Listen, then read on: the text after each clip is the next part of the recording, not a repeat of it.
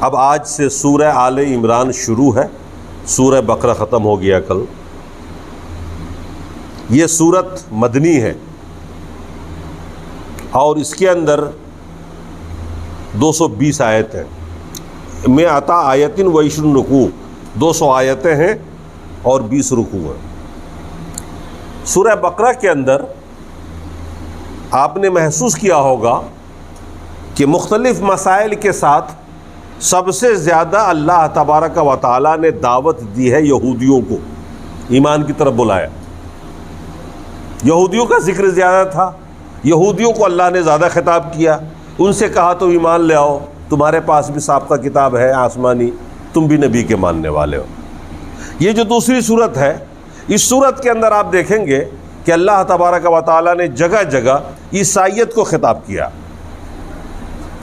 مختلف مضامین اس کے اندر اور بھی ہیں، لیکن مرکزی مضمون جو اس صورت کا ہے وہ یہ ہے کہ اللہ تبارک و تعالیٰ نے اہل نصارہ کو، عیسائیوں کو مخاطب کیا ہے اور اس کو دعوت دی کہ توحید پر آ جاؤ۔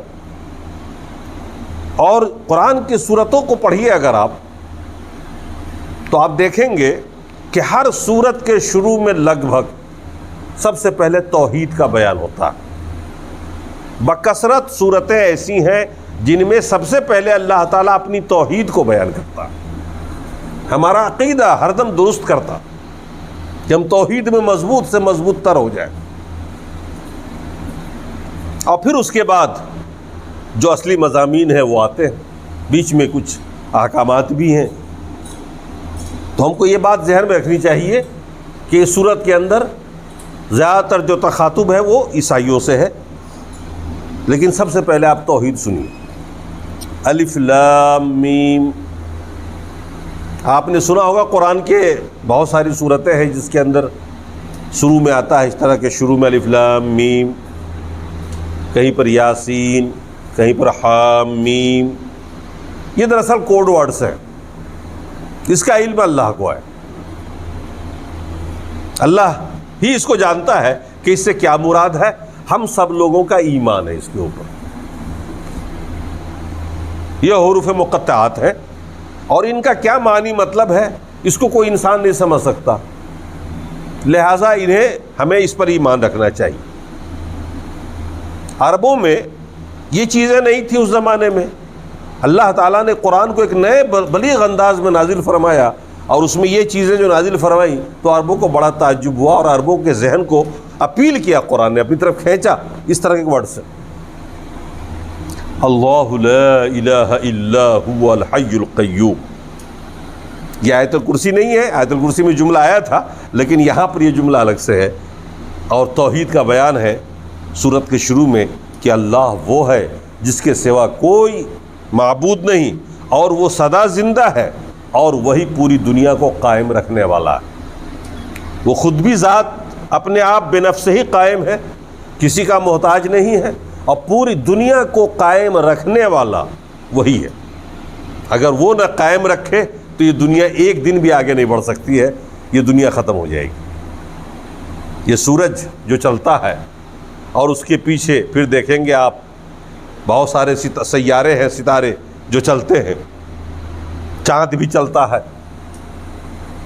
اگر اللہ تعالیٰ اس نظام کو قائم نہ رکھے تو یہ آپس میں ٹکرائیں گے، اور جیسے ہی ٹکرائیں گے وہ بھی اسفوٹ ہوگا کہ دنیا رہے گی نہیں، کیونکہ آپ جانتے ہیں سورج کی دوری بھی یہاں سے کتنی ہے اور وہ کتنا بڑا ہے، دنیا سے لاکھوں گنا بڑا ہے سورج، اور اس سے دوسرے جو سیارے ہیں وہ اس سے بھی بڑے ہیں، اور سب ایک ہی محور میں گردش کر رہے ہیں۔ یہ اللہ کا نظام ہے جو اللہ تعالیٰ نے اس کی دوری کو بنا کے رکھا ہوا ہے۔ اگر اللہ اس کو قائم نہ کرے، جس طرح سے ایک روڈ کے اوپر 2 گاڑی چلانے والے چلا رہے ہیں، 4 گاڑی والے چل رہے ہیں، اگر وہ اسٹیئرنگ نہ سنبھال کے رکھے، بریک نہ رکھے سنبھال کے، تو آپس میں ساری گاڑیاں ٹکرائیں گی کہ نہیں ٹکرائیں گی؟ بالکل اسی انداز میں۔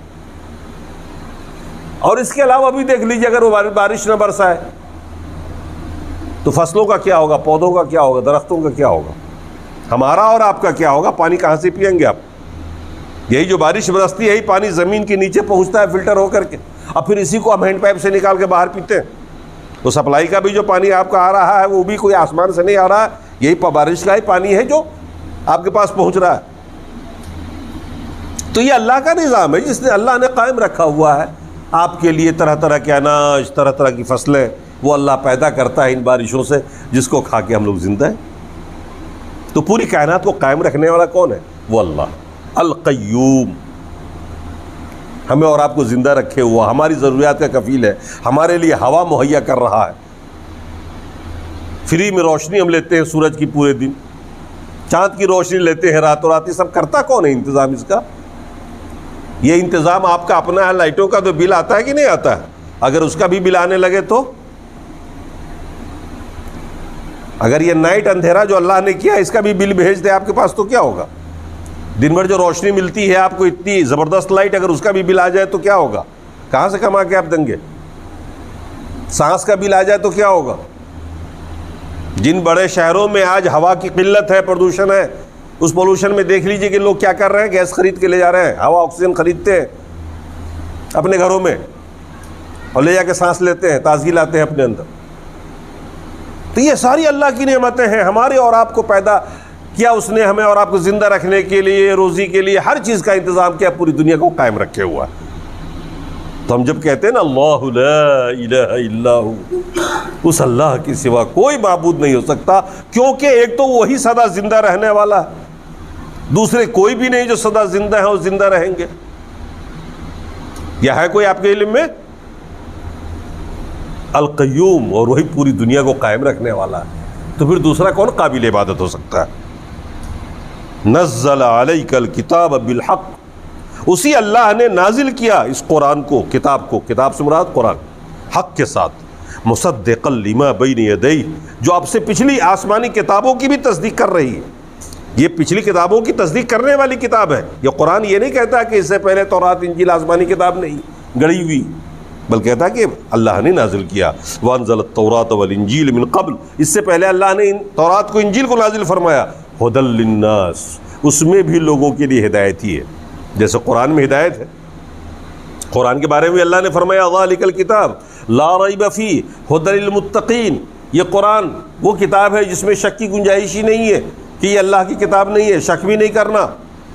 اس میں ہدایت ہے متقیوں کے لیے، جو لوگ تقویٰ کا ارادہ رکھتے ہیں، جو متقی بننا چاہتے ہیں، ان کے لیے ہدایت ہے۔ جو نافرمان بننا چاہتے ہیں اس کے لیے کوئی ہدایت یا نہیں۔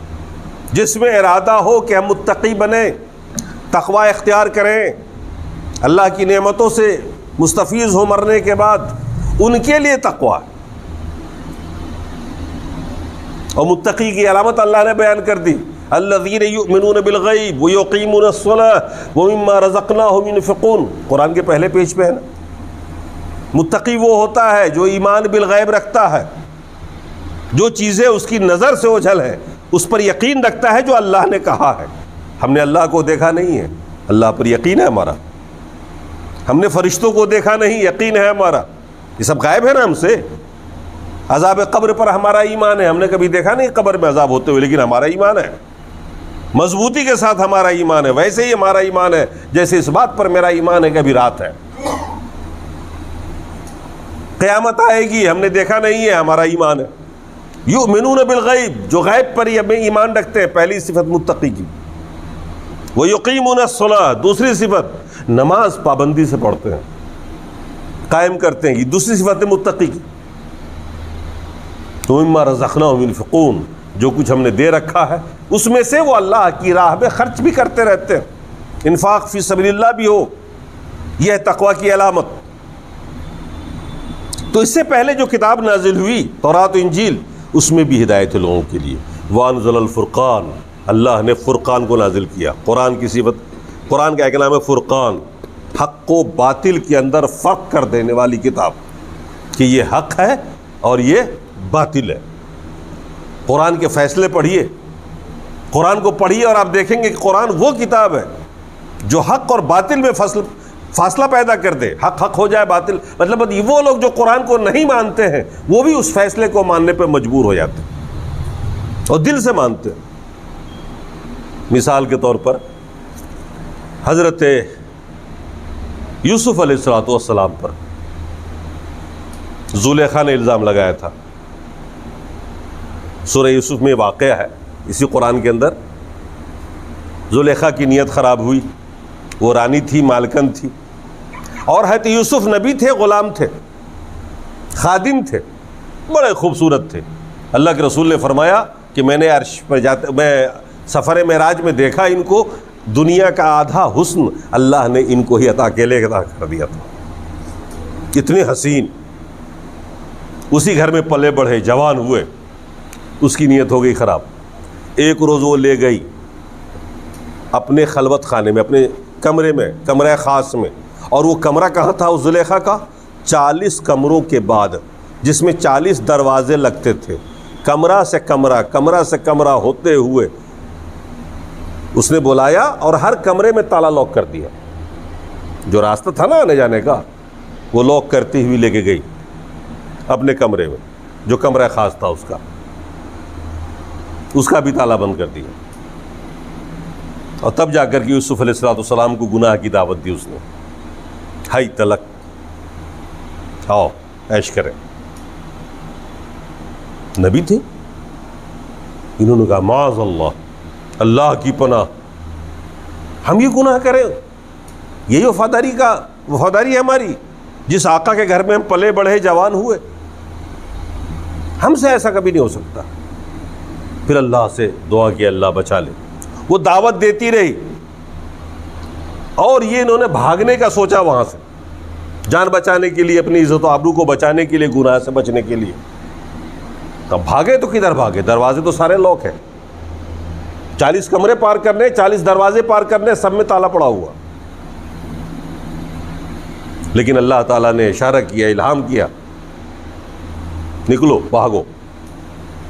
بھاگے، دروازہ کھل گیا. زلیخا نے دیکھا تو اس نے پیچھا کیا. وہ بھاگتے رہے، دروازہ کھلتا رہا، آگے سے آگے دروازہ کھلتا رہا. یہ بھاگتے رہے اور پیچھے سے زلیخا بھاگ رہی ہے، دوڑ رہی پیچھے سے پکڑنے کے لیے. اور آخر کار پیچھے سے زلیخا کے ہاتھ میں یہ آ جاتا ہے، کولر آ جاتا ہے. وہ بھاگ رہا ہے آگے، پیچھے کھینچ رہی ہے، وہ پھٹ جاتا ہے. اور آخر جب وہ آنگن میں نکلتے، جس ٹائم لاش دروازہ پار کرتے ہیں، آنگن میں جیسے ہی وہ آتے ہیں، زلیخا کا شوہر ادھر سے پہنچ جاتا ہے وہاں. کیسا سین رہا ہوگا؟ اس منظر کو دیکھیے. آگے آگے یوسف پہنچے اس میں، اور پیچھے پیچھے زلیخا، دونوں ہانپ کانپتے وہاں پہنچے. اب بادشاہ نے دیکھا، وہ سمجھ گیا کہ معاملہ کچھ گڑبڑ ہے. آپ عورت کا تجربہ ہوگا آپ لوگوں کو، وہ تو فوراً دیکھتے ہی لگی رونے کے لیے. تیرے نوکر نے میری جو ہے عزت لوٹنا چاہیے، اور یہ ہوا اور وہ ہوا، اور اس حالت میں میرے ساتھ اس نے زور زبردستی کرنا چاہا. اب یہ تو نبی بالکل پاسا ہی پلٹ دیا، اس نے ایسا الزام لگایا.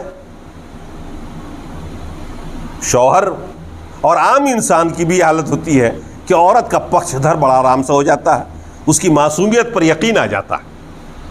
عام طور سے بازاروں میں بھی ہوتا ہے، غلطی اس کی، لیکن اس نے صاف گوئی سے سارا الزام رکھ دیا حضرت یوسف پہ. ننگی تلوار ہاتھ میں تھی اس بادشاہ کے. اس نے کہا یوسف سچ سچ بتاؤ ورنہ بھی گردن اڑا دوں گا. حضرت یوسف نے کہا کہ آپ کو تو یقین بھی نہیں آئے گا اگر میں اپنی صفائی پیش کروں. میں اگر کہوں کہ زلیخا جو کچھ بھی کہہ رہی وہ غلط ہے، اس نے ہی میرے اوپر دسترازی کی، تو آپ کو یقین نہیں آئے گا. اور آج کے دور میں بھی کوئی عورت ایسا کہے تو یقین آئے گا کسی مرد کو؟ یہ سارے مرد اسی کے پکش دھر ہو جائیں گے جیسے وہی ان کے جنس کی ہے. ہونا تو کیا چاہیے تھا کہ مرد مرد کا ساتھ دے، عورتوں کا ساتھ دے. لیکن مرد بھی اپنے ہی چکر میں رہتا ہے، وہ سب مرد عورت کا ساتھ دے دیتا ہے، تو بیچارہ پٹ جاتا ہے وہ اکیلا مرد. حضرت یوسف نے کہا کہ اگر میں یہ کہوں کہ میں پاک دامن ہوں اور میں نے کچھ نہیں کیا، اس نے سب کچھ کیا ہے، تو آپ نہیں مانیں گے. اتنے میں ایک زلیخا کی دور کی رشتہ دار ایک بہن ہوتی ہے، وہ اپنے چھوٹے سے بچے کے ساتھ پہنچ جاتی ہے. آواز کی مطلب سن کر کے، وہ بھی کہیں پاس کمرے میں تھی، اور زلیخا کے پھوپھزاد یا کوئی ماموزاد کوئی بہن تھی، وہ پہنچ جاتی ہے چھوٹے سے بچے کو لے کر کے، جو اس کی گود کا بچہ تھا. حضرت یوسف نے کہا کہ آپ ایسا کریں، اس بچے سے پوچھ لیں، یہ بچہ فیصلہ کر دے گا اس میں مجرم کون ہے اور غیر مجرم کون ہے۔ اس میں اور طیش آ گیا بادشاہ کو، یہ چھوٹا سا بچہ فیصلہ کرے گا، یہ بتائے گا۔ کہا کہ ہاں پوچھ لیجیے آپ۔ اللہ نے گویائی دی۔ ایک روایت تو یہ آتی ہے، اور ایک روایت یہ آتی ہے کہ ان کے کوئی خاص آدمی تھے جنہوں نے یہ کہا۔ بہرحال فیصلہ کیا آیا سامنے، اس بچے نے کہا یا اس آدمی نے اس کو فیصلہ کیا کہ ان کا نہ قد قمیصہ من قبل، ان کا کرتا اگر آگے سے پھٹا ہوا ہے تب تو یوسف خطا کار ہے، کیونکہ مرد جب زبردستی کرے گا کسی عورت کے ساتھ تو وہ عورت آگے اس کا دامن ہی پھاڑے گی، گریبان میں ہاتھ ڈالے گی۔ اگر آگے سے پھٹا ہوگا تب تو مجرم کون ہے؟ یوسف ہے۔ وَإِنْ كَانَ قَمِيصُهُ قُدَّ مِن دُبُرٍ، اور اگر پیچھے سے پھٹا ہوا ہے تو پھر زلیخا مجرمہ ہے، وہ قصوروار ہے، اس کی زیادتی ہے، اس نے دست درازی کی کوشش کی۔ بات سمجھ میں آنے والی ہے، بات سمجھ میں آنے والی ہے۔ ایک غیر مسلم بھی اس فیصلے کو مانے گا اور کہے گا کہ بات تو بالکل صحیح ہے۔ جب کوئی مرد عورت کے ساتھ زبردستی کرے گا تو عورت اپنے دفاع میں جو نوچ کھسوٹ کرے گی تو اس کا اگلا ہی کرتا پھٹے گا، اگلا ہی بٹن ٹوٹے گا، اگلے ہی حصے میں گھاؤ یا جو بھی زخم آنا ہوگا آئے گا۔ اور اگر عورت زیادتی کرے گی، مرد اگر زیادتی کرے گا، عورت بھاگے گی تو مرد پیچھے سے پکڑے گا اس کو۔ اور دیکھا گیا تو رسول اللہ علیہ وسلم کرتا پیچھے سے پھٹا ہوا تھا۔ بادشاہ نے مان لیا اور کہہ دیا ان کیدکن عظیم، اے عورت تم عورتوں کی مکاری اور چال بازی بڑی خطرناک ہوتی ہے۔ مان گئے، وہ دل ان کا مان گیا۔ وہ بھی وزیر بھی نیک تھا، سمجھدار تھا، قابل تھا، عزیز مصر کا وزیر اعظم تھا۔ کہا کہ عورت تمہاری اور تمہاری ساری خواتین کی جو مکاری ہوتی ہے نا بڑی خطرناک ہوتی ہے، تم نے بڑی آرام سے ہم کو چال میں لے لیا تھا، لیکن حقیقت تو یہ ہے۔ اب دیکھیں قرآن کا فیصلہ، میں اسی مثال بتا رہا ہوں آپ کو کہ قرآن کیسا فرقان ہے، یہ فیصلے کیسے کرتا ہے۔ ایسا فیصلہ کہ آپ کافروں کے بھی سامنے رکھ دیجئے تو مان جائے گا کہ بالکل صحیح بات۔ یہ حق و باطل میں تفریق کرتا ہے، شرک میں اور توحید میں طرح طرح سے اللہ نے بیان فرمایا۔ کھاتے کس کا ہو، گاتے کس کا ہو، پیدا کس نے کیا، محبت کسی اور سے کرتے ہو، روزی کون دے رہا ہے تمہیں، یہ ساری کائنات تمہارے لیے اللہ نے بنائی اور تم شرک کرتے ہو اس کے ساتھ میں، اس کی عبادت میں، اس کی صفات میں۔ یہ فرق کرنے والی بات ہے۔ قرآن جو وہ کتاب ہے جو حق و باطل کے اندر فرق پیدا کر دیتا ہے۔ کوئی انسان جو صحیح سمجھ رکھتا ہو اس کو جب آپ توحید بتائیں گے اور شرک بتائیں گے تو ماننے پہ مجبور ہو جائے گا توحید حق، شرک باطل ہے۔ ایسے ایسے دلائل قرآن میں پیش کیے گئے۔ تو اللہ نے فرمایا کہ وَأَنزَلَ الْفُرْقَانَ، اللہ نے فرقان کو نازل کیا۔ ان الذین کفروا بآیات اللہ لہم عذاب شدید، بے شک جو لوگ اللہ کی آیتوں کے ساتھ کفر کرتے ہیں، یعنی قرآن کا انکار کرتے ہیں یا اللہ کی جو بھی احکام ہے اس کی نافرمانی کرتے ہیں، نہیں مانتے ہیں، اس کا انکار کرتے ہیں، لہم عذاب شدید، ان کے لیے دردناک اور سخت عذاب ہے۔ واللہ عزیز ذو انتقام، اور اللہ تعالیٰ طاقتور ہے، غالب ہے، انتقام لینے والا بھی ہے۔ وہ جہاں وہ رحیم ہے، رحمان ہے، غفور ہے، غفار ہے، وہاں اس رب کی ایک صفت یہ بھی ہے کہ وہ انتقام بھی لیتا ہے، مجرم کو چھوڑتا بھی نہیں۔ اور خاص طور سے وہ مجرم جو انکاری ہو، جو مشرک ہو، جو منکر ہو، جو کافر ہو، اس کو تو کسی بھی حال میں نہیں بخشے گا، اس سے انتقام ضرور لے گا، بدلہ ضرور لے گا۔ ان اللہ لا یخفی علیہ شیء فی الارض ولا فی السماء، یہ بھی توحید ہے۔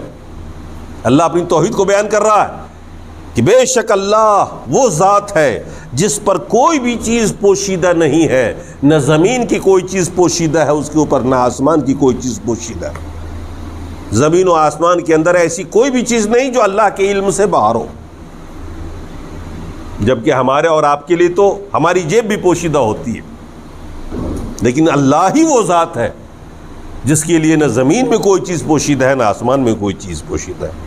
یہ اللہ کی بھی صفت ہے۔ هو الذی یصورکم فی الارحام کیف یشاء، اللہ فرما رہا ہے وہی اللہ ہے جس نے تمہاری صورتوں کو بنایا تمہاری ماں کے پیٹ میں. یہ جو ہماری مختلف صورتیں مختلف شکلیں ہیں، بنانے والا کون ہے؟ ماں کے پیٹ میں کس نے بنایا یہ سب؟ هو الذی یصورکم فی الارحام کیف یشاء، جیسا اس نے چاہا ویسا بنا دیا. اس کی مرضی چلتی ہے، یہ ضروری نہیں کہ آپ کے حساب سے بن جائے، وہ جیسا چاہتا ہے ویسی ہی آپ کی صورتیں بناتا ہے. لا الہ الا ہو، اس کے سوا کوئی معبود نہیں. هو العزیز الحکیم، وہی غالب ہے اور حکمت والا ہے. وہ جس کی جیسی بھی صورت بنائی ہے نا اس میں، اسی میں حکمت ہے. اگر کسی کو بہت خوبصورت بنایا تو اس میں حکمت ہے، اور اگر کسی کو خوبصورت نہیں بنایا اس میں بھی حکمت ہے، اور کسی کو اگر صورت بگاڑ کے بنایا اس میں بھی حکمت ہے. ہر چیز میں حکمت ہے. هو الذی انزل علیک الکتاب منہ آیات محکمات ہن ام الکتاب، وہی رب ہے جس نے آپ کے اوپر کتاب کو نازل کیا، قرآن کو. منہ آیات محکمات، اس کے اندر محکم آیتیں، محکم آیتیں وہ جو بالکل واضح ہیں، جن کی کچھ آیتیں ایسی ہیں جن میں جو کچھ بھی کہا گیا ہو بالکل کھلی ہوئی ہے، سب کے لیے عام ہے، سب واضح ہے. ہن ام الکتاب، وہ اصل کتاب ہے. یعنی قرآن کی جو مسائل مستنبت ہوتے ہیں، اوامر نواہی، یعنی جہاں حکم دیا اللہ نے کسی بات کا، جہاں روکا جس کام سے، وہ بالکل کھلی ہوئی. وَأُخَرَ مُتَشَابِهَاتٌ، اور کچھ آیتیں ایسی ہیں جو متشابہ ہیں. متشابہ کا مطلب ان کا مطلب صاف نہیں. اللہ نے کچھ ایسی آیتیں نازل کی ہیں قرآن کے اندر جو واضح نہیں ہیں، جن کا مطلب بالکل صاف ستھرا نہیں ہے کہ ہر آدمی سمجھ لے. اور دراصل یہیں سے اختلاف ہوتا ہے. انہی آیتوں کو دلیل بنا کر فرقے بنائے جاتے ہیں. مثال کے طور پر اللہ کی ذات پہ بحث ہوتی ہے، اللہ کے صفات پہ گفتگو ہوتی ہے. اللہ کے صفات پر آپ کا ایمان ہے جیسا اس کے شان کے لائق. جیسے ایک آیت کو لے لیجیے، الرحمن علی العرش استویٰ. ہم سب جانتے ہیں اس کا مطلب اللہ عرش پر مستوی ہے. ہمارا اسی پر ایمان ہے. ہم اس کیفیت کو تو نہیں بیان کر سکتے کہ اللہ کس انداز میں مستوی ہے، لیکن اہل حدیث کے علاوہ، اہل سنت کے علاوہ باقی جتنے فرقے دنیا میں ہیں، آپ ان سے بات کریے تو کوئی کہے گا اس آیت کا مطلب صرف اتنا ہے کہ اللہ بلند ہے، ورنہ اللہ تو ہر جگہ ہے. آپ نے دیکھا ہوگا یہاں لوگوں کا عقیدہ ہے عام طور سے اللہ ہر جگہ ہے. اسی سے ہندوؤں نے لیا ہر کنکر میں شنکر ہے. کسی نے اسی سے وحدت الوجود ثابت کر دیا، کہا کہ ساری دنیا دراصل اسی ایک خدا کی ذات کا پرتو ہے. دنیا میں بس ایک ہی ذات ہے اور کسی کا نہیں، کن کن میں بھگوان ہے. ہم سب کے دل میں وہی اللہ ہی ہے، ہم سب اللہ ہی ہیں. کسی نے انکار ہی کر دیا صفات سے. قدریہ وغیرہ پہلا ایک فرقہ نکلا تھا، کسی نے انکار ہی کر دیا اللہ کی صفات نہیں ہے کوئی بھی، بس اللہ ایک ذات. بھئی ہم جیسے لوگوں کی صفات ہوتے ہیں، میں عالم ہوں، وہ آپ کمپاؤنڈر ہیں، تو یہ ٹیلر ہیں، تو یہ ان کے سب کی ایک ایک صفت ہے کہ نہیں ہے؟ اللہ کی صفت نہ ہو تو دراصل فرقے جو بنائے گئے وہ دراصل اسی بنیاد پر اختلاف ہوا. جیسے اللہ نے ایک جگہ کہا، اللہ کے رسول نے ایک جگہ کہا ہے قرآن کے اندر، حدیث کے اندر، کہ ید اللہ علی الجماع، ید اللہ علی الجماع، اللہ کا ہاتھ جماعت پر ہے.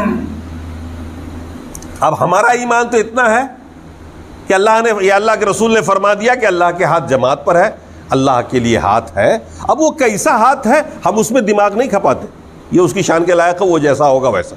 ہاتھ کا ایک مطلب ہم سمجھتے ہیں، لیکن یہ مطلب ہم نہیں لیتے. اللہ نے جو مراد دیا ہے اس پر ہمارا ایمان ہے. ہم سمجھ نہیں سکتے، ہمارے پاس اتنا دماغ بھی نہیں. لیکن آپ کے علاوہ جو لوگ ہیں وہ یہ تعویل کرتے ہیں، اس کا معنی بیان کرتے ہیں بدل کر کے. وہ معنی جو مراد نہیں ہے کہ اللہ کی رحمت جماعت پہ ہوتی ہے. بھئی عقیدہ کیا دلیل ہے اس معنی کی مراد لینے کی؟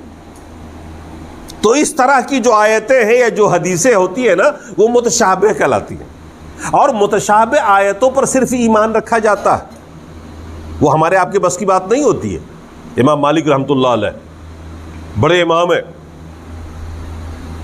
مدینے میں رہے، چاروں امام میں ان کا ایک مقام سب سے اونچا۔ ان سے کسی نے پوچھ لیا ما معنی الاستواء، ما معنی الرحمن علی العرش استوى، اس آیت کا مطلب کیا؟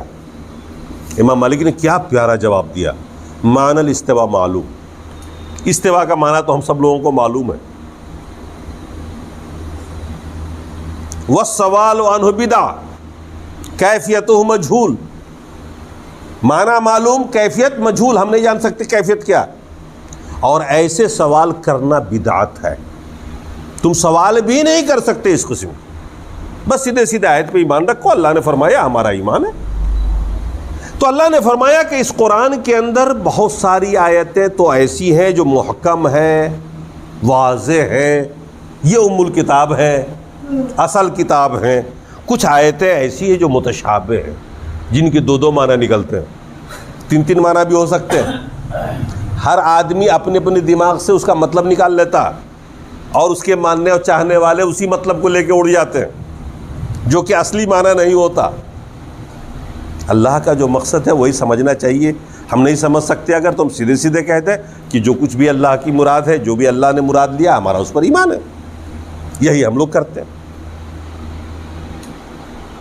اللہ نے فرمایا اما الذین فی قلوبہم زیغ، جس کے دل میں کجی ہوتی ہے نا، ٹیڑھاپن ہوتا ہے، بدعقیدگی ہوتی ہے، فیتبعون ما تشابہ منہ، وہ متشابہ آیتوں کی اتباع کرتے ہیں، ابتغاء الفتنہ، فتنہ پیدا کرنے کے لیے، وہ ابتغاء تاویلہ، اور من پسند معنی بیان کرنے کے لیے، وما یعلم تاویلہ الا اللہ، جبکہ اللہ کے علاوہ اس کا صحیح مطلب کوئی جانتا نہیں ہے، والراسخون فی العلم، یا جو اچھے عالم ہوتے ہیں، قابل صالح لوگ ہوتے ہیں علماء، وہ اس کا مطلب سمجھتے ہیں، یقولون آمنا بہ، جو اصلی مومن ہے وہ ایسی آیتوں کو دیکھ کر تو کہتے ہیں کہ ہم اللہ پر ایمان رکھتے ہیں، کل من عند ربنا، یہ ساری آیتیں رب کے پاس سے آئی ہیں، ہم اس پر ایمان رکھتے ہیں، بات ختم، عقل لگانے کی ضرورت نہیں ہے۔ وما یذکر الا اولو الالباب، اللہ نے فرمایا عقل والے ہی نصیحت حاصل کرتے ہیں، جو آپ کی سمجھ میں نہ آئے آپ کہہ دیجئے اللہ اللہ کے رسول بہتر جانتے ہیں۔ ضروری نہیں ہے کہ ہر چیز کا علم آپ کو ہو یا ہمیں ہو جائے، ہر سوال کا جواب نہیں دیا جا سکتا۔ امام مالک کے یہاں ایک مرتبہ کوئی آدمی آیا، اس نے 33 سوالات کیے، 33 سوالات کیے، اور ہر سوال کے جواب میں وہ یہی کہتے رہے لا علم، لا علم، میں نہیں جانتا، لا علم، میں نہیں جانتا۔ لوگوں نے بڑا تعجب کیا کہ حضور اگر آپ نہیں جانتے تو پھر دوسرا کون جانتا ہے؟ اس وقت دنیا میں آپ سے بڑا تو کوئی عالم ہی نہیں۔ کہا جس کے بارے میں تفصیل سے میں نہیں جانتا ہوں اس کے بارے میں یہ کہہ دینا بڑا آسان ہے کہ میں نہیں جانتا ہوں، لیکن اگر میں اس کا غلط مطلب بیان کیا تو اللہ کے تو میں پھنس جاؤں گا نا۔ تو نہ جاننا بھی تو ایک بات ہے، جاننا ہی ہوا نا، نہ جاننا بھی تو ایک علم ہے۔ ہم جس چیز کو نہ جانے تو ہم سیدھے کہتے ہیں میں نہیں جانتا ہوں، تحقیق کر کے بتاؤں گا یا پوچھ کے بتاؤں گا، اس سے ہماری کیا جہالت ثابت ہو جائے گی؟ ہم تو انسان ہیں، سارا علم تو ہمارے پاس نہیں، اپنے بڑے سے پوچھ کے بتائیں گے۔ لیکن وہ لوگ جو نہ جاننے والی بات کو بھی زبردستی بتانے کی کوشش کرتے ہیں وہ برے پھنستے ہیں، اس دنیا میں بھی اور آخرت میں بھی۔ تو جس چیز کو آپ نہ جانیں تو یہ اقرار سب سے اچھا ہے کہ میں نہیں جانتا ہوں، یہ علم ہے۔ اور جو نہ جاننے کے باوجود بھی بیان کر رہا ہے، آج کل کچھ دیکھا ہے میں نے مولویوں کو، کوئی بھی سوال کر لیجئے وہ زبردستی جو ہے الٹا سیدھا کر کے آپ کو جواب دے کے مطمئن کرنے کی کوشش کرے گا، یہ اس کی جہالت ہے اور گمراہی۔ آپ ایسے موقع سے کہا کریے، اللہ نے سکھایا، ایک دعا دی، ربنا لا تزغ قلوبنا بعد اذ ہدیتنا، اے اللہ تو ہمارے دلوں کو ٹیڑھا نہ کرنا جبکہ تو نے ہمیں ہدایت دے دی ہے۔ ایسی آیتیں جب آئیں تو ایمان رکھیے، دماغ نہ لگائیے، اور اللہ سے یہ بھی دعا کریے ربنا لا تزغ قلوبنا، ہمارے دلوں کو ٹیڑھا نہ کرنا، بعد اذ ہدیتنا، ہدایت کے بعد جو نے ہدایت دے دی ہم کو، وہب لنا من لدنک رحمہ، اے اللہ اپنے پاس سے رحمت عطا کر، انک انت الوہاب، کیونکہ تو ہی عطا کرنے والا ہے، دینے والا ہے۔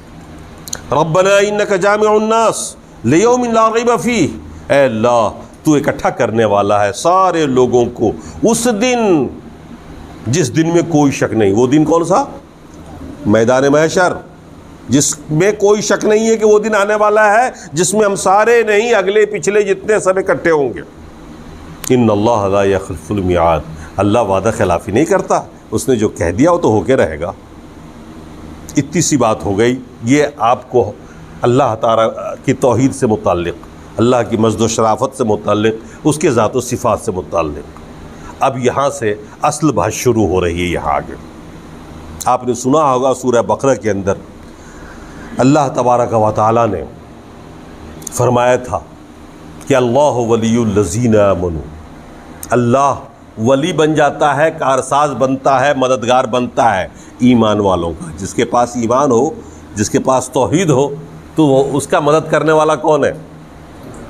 مومن وہ ہوتا ہے جو اپنے مال پر بھروسہ نہیں کرتا، اپنی اولاد پر بھروسہ نہیں کرتا کہ بوڑھا ہونے کے بعد میری اولاد میری سیوا کرے گی، ڈاکٹر بنا کر کے رکھے تاکہ وہ میری سیوا کرے، خوب پیسہ کمائے، ہم کو بیٹھا کے کھلائے۔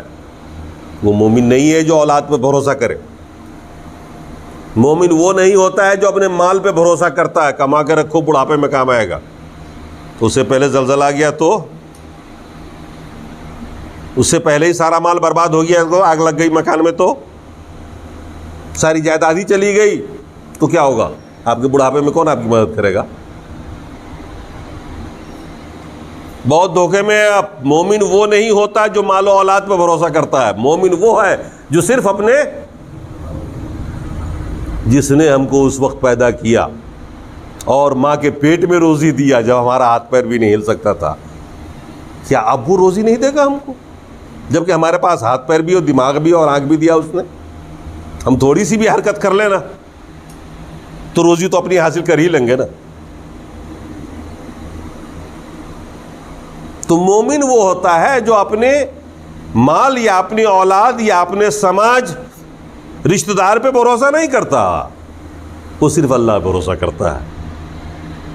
دیکھ لیجئے آپ کی دل دماغ میں چل کیا رہا ہے، آپ ہیں کیا؟ اس لیے اللہ نے فرمایا، پہلے ہی کہہ دیا، اللہ ولی الذین آمنوا، رے اللہ مومنوں کا کارساز ہے، مددگار ہے۔ یخرجہم من النور من الظلمات الی النور، وہ اللہ اپنے نیک بندے مومن کو تاریکی سے نکال کر روشنی میں لے آتا ہے، اس کے دل و دماغ میں روشنی پیدا کر دیتا ہے۔ وہ ہر دم خوش رہتا ہے، بھوکا بھی رہتا ہے اور خوش بھی رہتا ہے، خالی جیب ہے خوش رہتا، ایمان مضبوط ہے۔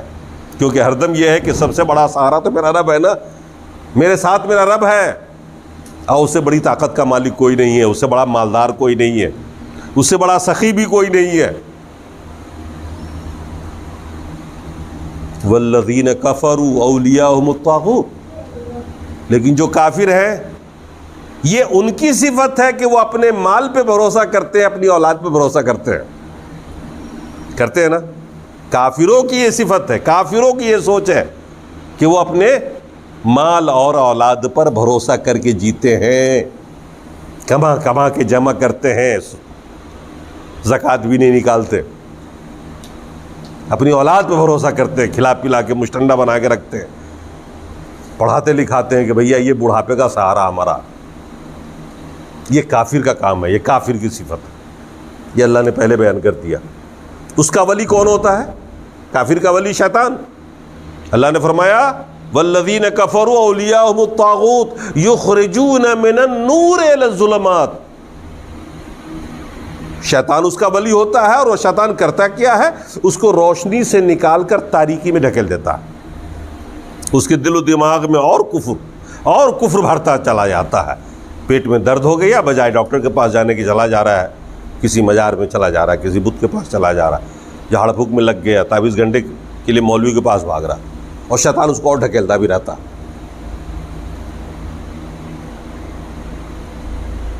تو مومن اور کافر کا فرق سمجھ میں آ گیا آپ کو ذہنی طور پر۔ اب یہاں سے جنگ بدر کے حالات بیان ہو رہے ہیں، اور اللہ تعالیٰ بیان کرے گا کہ دیکھو یہ کافرین اپنے مال پر بھروسہ کر رہے تھے، اپنی اولاد پر بھروسہ کر رہے تھے، بڑا بڑا خاندان، بڑے بڑے تلوار والے، تعداد دیکھ لو ان کی 1000، مال دیکھو کتنا لے کے چلے تھے، ڈیلی 3 اونٹ ذبح کرتے، گوشت پکتا، پوری فوج کو کھلاتے تھے۔ ادھر سے 313 مسلمان تھے جن کے پاس ہتھیار بھی نہیں، جن کے پاس افراد بھی نہیں، جن کے پاس اونٹ کے لیے سواری کے لیے پریاپت اونٹ و گھوڑے بھی نہیں، 2-3 ہی سواری تھی، اسی میں باری باری بیٹھ کے آئے تھے، اور اکثر تو پیدل ہی چل کے آئے تھے۔ کتنا؟ لگ بھگ 300-400 کلومیٹر۔ بدر ہوئی تھی مکے کے پاس، مدینہ وہاں سے لگ بھگ 300-350 کلومیٹر ہے، مکے سے 70 کلومیٹر کی دوری ہے۔ اب جوڑ لیجئے 480 کلومیٹر کا شاید سفر ہے مکہ و مدینہ کے بیچ میں۔ ان کو نہ اسباب تھا کہ اس پہ بھروسہ کرتے، تلواریں بھی پریاپت نہیں تھیں ان کے پاس کہ ہر ایک کے پاس تلوار ہو، کچھ کے پاس لٹھا تھا، کسی کے پاس پھٹا تھا، کسی کے پاس لکڑی تھی، اور کسی کے پاس تلوار تھی۔ اور یہاں ہر آدمی کے پاس ایکسٹرا ڈھال، تلوار اور لوہے کا لباس۔ وہاں بھوکے، کھانا بھی نہیں تھا، رمضان کا مہینہ، روزے کی حالت، 17 رمضان۔ بھروسہ کس پہ تھا؟ اللہ پہ۔ بھروسہ کس پہ تھا؟ اللہ پہ۔ دونوں فوج آمنے سامنے، صف بندی ہو گئی۔ ابو جہل بھی اللہ کو پکار رہا، اور اللہ کے رسول بھی سجدے میں گر گئے اور رو رو کے دعا کرنے لگے، اللہ آج یہ چھوٹی سی جماعت تیرے لیے لڑ رہی ہے، اگر یہ آج ہلاک کر دی گئی، ان تہلک حاضل اصحاب لم توبہ ابدا، اے اللہ اگر آج یہ مار دیے گئے نا تو پھر تیری عبادت کبھی نہ ہو پائے گی۔ اللہ کی غیرت کو للکار رہے، آج تو اس کی مدد کر۔